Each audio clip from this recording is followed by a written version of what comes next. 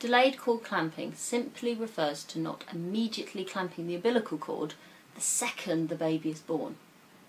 This allows the baby to receive blood back from the placenta and can represent up to 40% of its circulating volume. The baby then uses this blood to open up its pulmonary circulation, and leaving the cord to remain unclamped allows the baby to transition from its fetal state to its neonatal state in as gentle a way as possible.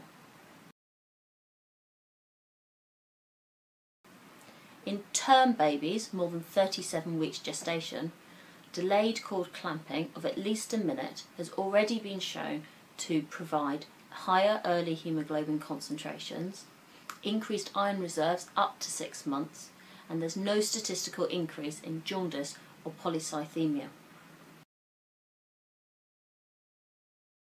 Iron deficiency in children presents with poor school performance, decreased cognitive abilities, and associated behavioural problems. Unfortunately, these have been shown to persist despite subsequent iron supplementation. In preterm infants, the benefits of delaying cord clamping by as little as 30 seconds are even greater.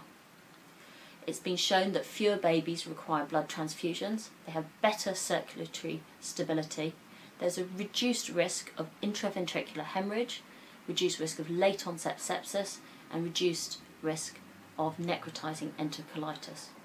In the very preterm infants, those less than 30 weeks, these effects have been shown to persist, and in addition they have greater mean blood pressures in the first few hours of life, and excitingly there's just short of statistical significance for a halving of the mortality in those very premature babies that receive delayed cord clamping. In this paper we will cover the history of cord clamping, the physiological rationale for delaying the clamping of the umbilical cord, the benefits of delayed cord clamping and the associated harms of immediately clamping the umbilical cord. We'll look at the effect of delaying the clamping of the umbilical cord in high risk deliveries and how resuscitation can be incorporated into this.